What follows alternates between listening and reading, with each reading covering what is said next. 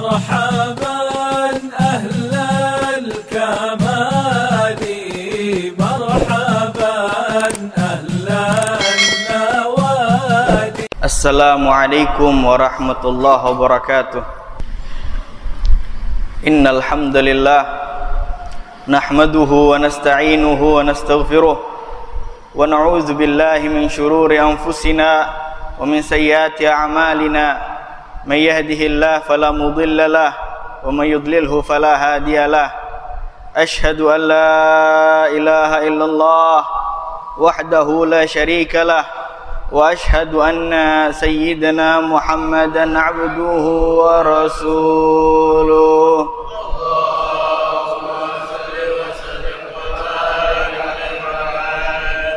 لا نبي ولا رسول بعده. اللهم صل وسلم وبارك عليه وعلى آله وأصحابه تسليما كثيرا. أما بعد فيا عباد الله أوصيكم ونفسي بتقوى الله عز وجل فقد فاز المتقون. اتقوا الله حق تقاته ولا تموتن إلا وأنتم مسلمون. قال الله تعالى قل لعبادي الذين أسرفوا على أنفسهم لا تقنطوا من رحمة الله إن الله يغفر الذنوب جميعا إنه هو الغفور الرحيم. Ma'asyiral muslimin rahimakumullah. Sesungguhnya dalam muamalah kita dengan Allah Subhanahu wa taala, dalam keseharian kita dengan Allah Subhanahu wa taala, dalam hubungan kita dengan Allah Subhanahu wa taala, terkadang bahkan sering kita melakukan kesalahan, kekhilafan, maksiyah yang merupakan bentuk kedurhakaan kepada Allah Subhanahu wa taala, baik itu disengaja maupun tidak disengaja. Karena manusia adalah mahallul khata' wan nisyan. Manusia adalah tempatnya berbuat salah dan lupa. Senantiasa kita berbuat dosa kepada Allah Subhanahu wa taala di setiap harinya, yang besar maupun yang kecil. Akan tetapi tidak penting untuk melihat seberapa besar dosa yang kita lakukan. Jangan sekali-kali membandingkan dosa kita dengan dosa besar lainnya. Karena dahulu guru saya Al-Ustadz Saleh bin Abdullah bin Awad Abdun pernah berwasiat, la tanzur ila izami ma asait walakin inzur ila izami man asait. Guru kami Al-Ustadz Saleh bin Abdullah bin Awad Abdun selalu mengatakan kepada kami, janganlah kalian pernah sekali-kali merasa dosa-dosa kalian kecil. Janganlah kalian melihat seberapa kecil dosa kalian. Akan tetapi ukurlah seberapa mulia orang yang kalian maksiati, zat yang kalian maksiati, Allah Azza Jalaluh. Setiap dosa yang kita lakukan sama, kita bermaksiat kepada Allah. Rabb kita sama, Tuhan kita sama, Allah Subhanahu wa taala. Allah begitu pedih azabnya, akan tetapi begitu luas rahmatnya. Nabiullah Muhammad sallallahu alaihi wasallam di dalam hadisnya bersabda, kullu bani adam khatta'un wa khairul khatta'in at-tawwabun. Setiap manusia, setiap anak cucu Adam, setiap bani Adam pasti pernah melakukan kesalahan, illal anbiya wal mursalun. Karena kita percaya para nabi dan para rasul adalah para manusia suci, manusia pilihan Allah, dan Allah menjaga mereka, memelihara mereka daripada dosa.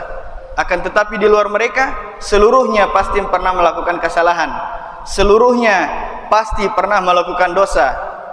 Akan tetapi Rasul sallallahu alaihi wasallam melanjutkan, wa khairul khatta'in at-tawwabun. Dan sebaik-baik orang yang bersalah, sebaik-baik mereka yang bermaksiat adalah mereka yang setelah itu bertaubat kepada Allah Subhanahu wa taala. Setiap orang baik pasti memiliki masa lalu, dan setiap orang yang buruk masih memiliki masa depan. Janganlah kita hukumi mereka dengan azab Allah Subhanahu wa taala, karena hanya Allah Subhanahu wa taala yang berhak untuk menghukumi itu.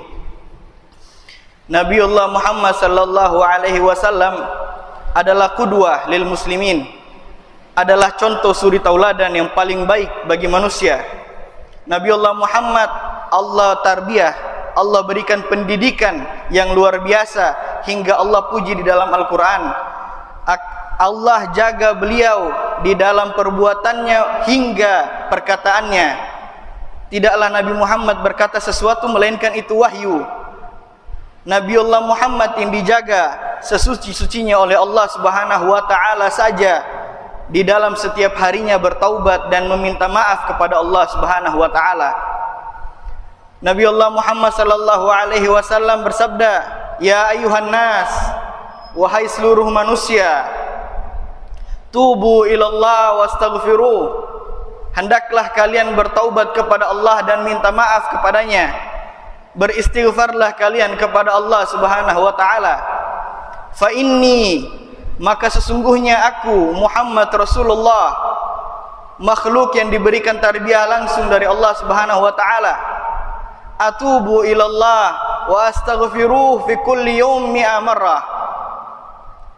Aku Rasulullah setiap harinya selalu bertaubat dan beristighfar, meminta maaf kepada Allah Subhanahu wa taala 100 kali, au aksar min mi'a marrah, atau kadang bahkan lebih dari 100 kali.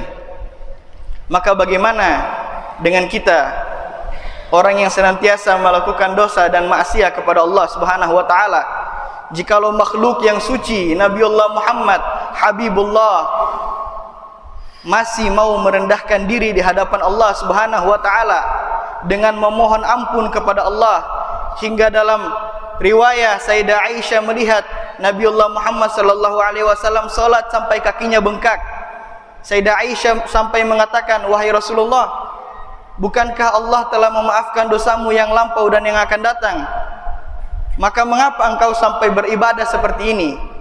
Nabiullah Muhammad hanya mengatakan, "Afala akuna abdan syakura." Wahai Aisyah, tidakkah aku yang paling berhak untuk menjadi hamba yang bersyukur? Bukankah bagus jika aku menjadi hamba yang bersyukur? Jadi istighfar dan taubah tidak hanya dikhususkan untuk orang-orang yang melakukan maksiat, tidak hanya dikhususkan untuk orang-orang yang melakukan kesalahan. Akan tetapi tarbiyah Muhammadiyah, tarbiyah Nabiullah Muhammad sallallahu alaihi wasallam, walaupun tidak melakukan kesalahan, walaupun tidak melakukan dosa pada hari itu, hendaklah bertaubat dan beristighfar kepada Allah Subhanahu wa taala. Nabiullah Muhammad sallallahu alaihi wasallam senantiasa yuraghib, memunculkan raghbah, keinginan, kemauan yang keras di dalam hati umat-umatnya agar memohon ampun, meminta maaf kepada Allah Subhanahu wa taala dalam hadis-hadisnya. Nabiullah Muhammad bahkan memberikan janji. Nabiullah Muhammad bersabda, "Al-'abdu aminun min 'azabillahi 'azza wa jalla mastaghfarallah 'azza wa jalla." Seorang hamba itu ia akan aman dari azabnya Allah Subhanahu wa taala selama ia memohon ampun, meminta maaf, merendahkan diri di hadapan Allah Subhanahu wa taala. Istighfar selain mempunyai khasiat mendatangkan maghfirah Allah Subhanahu wa taala, selain menurunkan maghfirah Allah Subhanahu wa taala, istighfar juga Allah berikan beberapa keutamaan yang berbarengan dengan maghfirah Allah Subhanahu wa taala. Allah berfirman menukil perkataan Sayyidina Nuh alaihi salam ketika Sayyidina Nuh berdakwah kepada kaumnya. Ditetapkan dalam Al-Qur'an, faqultu astaghfiru rabbakum innahu kana ghaffara yursilis samaa'a 'alaikum midrara wa yumdidukum bi amwali wa banina wa yaj'al lakum jannah wa yaj'al lakum anhara. Nabi Nuh berkata kepada Allah, "Wahai Allah, sesungguhnya aku berkata kepada kaumku, istaghfiru rabbakum, mintalah ampun kalian kepada Allah Subhanahu wa taala. Memohon maaflah kalian kepada Allah Subhanahu wa taala. Niscaya jikalau kalian telah memohon ampun kepada Allah Subhanahu wa taala, maka Allah akan kirimkan hujan yang lebat untuk kalian. Dan Allah juga akan memperbanyak harta kalian.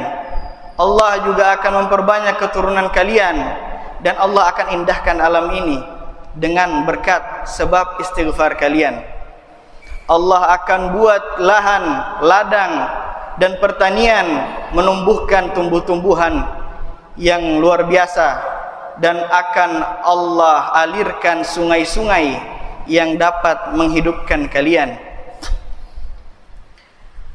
Hal ini juga Nabiullah Muhammad sallallahu alaihi wasallam kuatkan di dalam hadisnya, bahwa istighfar dapat menjadi jalan keluar bagi hamba-hamba Allah yang sedang dilanda kesusahan. Nabiullah Muhammad sallallahu alaihi wasallam bersabda, "Man aktsaral istighfar," barang siapa yang memperbanyak memohon ampun kepada Allah, memperbanyak istighfar, ja'alallahu lahu likulli hammin faraja wa likulli dhikin makhraja wa razaqahu min haitsu la yahtasib. Maka Allah Subhanahu wa taala akan jadikan jalan keluar untuk setiap kesumpekannya, untuk setiap kesulitannya, untuk setiap kesusahannya. Dan setiap kali ia merasa sempit, maka Allah akan berikan kelapangan kepadanya, dan Allah juga akan memberikan ia rizki dari jalan dengan cara yang tidak ia sangka-sangka. Luar biasa manfaat istighfar untuk hamba Allah Subhanahu wa taala selama kita tidak berputus asa kepada Allah Subhanahu wa taala. Allah hingga memberikan janji kepada Nabiullah Muhammad sallallahu alaihi wasallam agar disampaikan kepada kita, "Qul li'ibadiyalladzina asrafu ala anfusihim la taqnatu min rahmatillah. Innallaha yaghfiru dzunuba jami'a innahu huwal ghafurur rahim." Wahai Muhammad, katakanlah kepada hamba-hambaku, kabarkanlah kepada hamba-hambaku yang mereka merasa bahwa mereka telah melampaui batas diri mereka sendiri, mereka merasa mereka telah banyak berdosa, la taqnatu min rahmatillah, jangan sekali-kali kalian berputus asa dari rahmat Allah. Sesungguhnya Allah akan mengampuni seluruh dosa. Sesungguhnya Allah adalah Maha Pengampun lagi Maha Penerima Taubat, Maha Penyayang. Nabiullah Muhammad sallallahu alaihi wasallam senantiasa mensemangati kita, menyemangati kita agar tidak henti-hentinya kita beristighfar, memohon maaf kepada Allah Subhanahu wa taala. Paling besarnya khasiat dari istighfar adalah ridho Allah Subhanahu wa taala dan ampunannya. Tidaklah kita mengharap rizki. Rizki adalah nomor 2, nomor 3. Akan tetapi maghfirah Allah adalah yang nomor 1. Di dalam hadis, ketika syaitan diusir oleh Allah Subhanahu wa taala, syaitan berkata kepada Allah Subhanahu wa taala, "Ya Allah, selama Bani Adam ruhnya masih menempel di dalam badan mereka, maka aku akan senantiasa melalaikan mereka, aku akan senantiasa menggoda mereka, aku akan senantiasa berusaha untuk menyesatkan mereka dari jalanmu yang lurus." Maka jikalau terbesit di hati kita rasa malu untuk mengangkat tangan memohon maaf kepada Allah Subhanahu wa taala, ketahuilah bahwa rasa malu itu mungkin adalah waswasah dari syaitan. Rasa malu adalah tanda keimanan, akan tetapi syaitan juga bisa memasukinya dengan waswasah. Ketika kita merasa malu, hendaklah kita ingat kepada janji-janji Allah. Allah membalas perkataan syaitan ini. Allah jawab perkataan syaitan. Allah berkata, "Fa bi'izzati wa jalali," wahai syaitan, demi kemuliaan dan keagunganku, la azalu aghfiru lahum mastaghfiruni. Wahai syaitan, jikalau hambaku berbuat dosa, jikalau engkau membuat hambaku lalai, jikalau engkau membuat hambaku lupa, maka sesungguhnya demi kemuliaan dan keagunganku akan aku ampuni mereka selama mereka mau merendahkan diri di hadapanku, memohon maaf, meminta-minta ampun kepadaku. Jangan pernah bermalas-malasan jangan pernah merasa bosan dari memohon maaf kepada Allah. Nabiullah Muhammad mengatakan, innallaha la yamallu hatta tamallu. Sesungguhnya Allah Subhanahu wa taala tidak akan bosan. Setiap kali kita memohon maaf, Allah tidak akan bosan hingga kita bosan. Allah tidak akan bosan untuk memberikan rahmatnya kepada hambanya ketika mereka meminta. Setiap kali hambanya meminta kepada Allah, maka Allah akan merasa bahagia karena hamba itu tahu tempatnya. Hamba itu mau merendahkan diri di hadapan Allah Subhanahu wa taala. Akan tetapi istighfar yang benar, taubat yang benar kepada Allah Subhanahu wa taala bukan hanya dengan kita mengucapkan astaghfirullahal azim. Bukan hanya kita mengatakan, ya Allah, aku memohon ampun. Nabi Muhammad sallallahu alaihi wasallam mengajarkan kepada Sayyidah Aisyah radhiyallahu taala anha, di dalam sabdanya Nabi bersabda, "Ya Aisyah, wahai Aisyah, in kunti almamti bi dzambin, jikalau suatu saat nanti engkau berbuat dosa, fastaghfirillah, maka mohonlah ampun kepada Allah. Fa inna taubata minadz dzambi an-nadamu wal istighfar." Karena sesungguhnya taubat, sebenar-benarnya taubat daripada dosa adalah perasaan bersalah.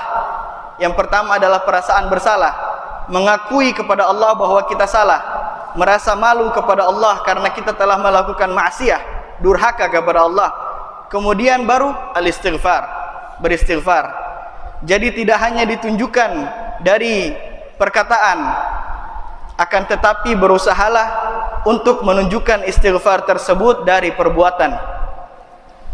Inna ahsanal kalam kalamullah, faqala ta'ala, wal 'asri innal insana lafi khusrin illa alladhina amanu wa 'amilus salihat wa tawasaw bil haqq wa tawasaw bis sabr. Aqulu qawli hadza wa astaghfiruh innahu huwal ghafurur rahim. Allahumma shalli ala sayyidina Muhammad wa ala ali sayyidina Muhammad.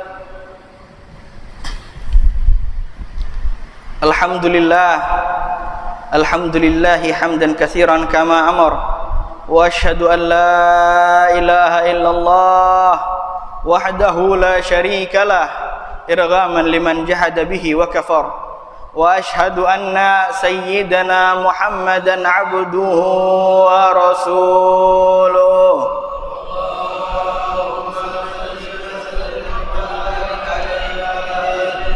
Allahumma salli wa sallim wa barik alaihi wa ala alihi wa ashabihi sahibal masabihil ghurar.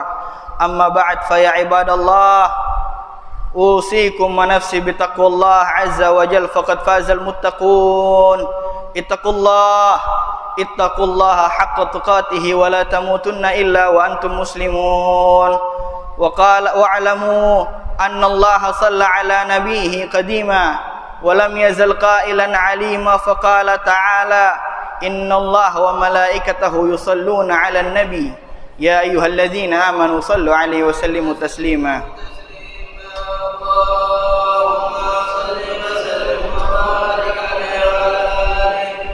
اللهم صل وسلم وبارك عليه وعلى آله وأصحابه خصوصا منهم ذي العسل الأريك خليفة رسول الله سيدنا أبي بكر الصديق، وعلى زاهد الأواب الناطق بالصواب أمير المؤمنين سيدنا عمر بن الخطاب، وعلى جامع القرآن ذي النورين والبرهان أمير المؤمنين سيدنا عثمان بن عفان، وعلى أساد الله الغالب إمام المشارق والمغارب أمير المؤمنين سيدنا علي بن أبي طالب، وعلى ابنيه السيدين الحسن والحسين، وعلى أمهما فاطمة الزهراء وخديجة الكبرى وعائشة الرضا، وعلى عميه المعظمين عند الله والناس حمزة والعباس، وعلى بقية صحابة رسول الله أجمعين.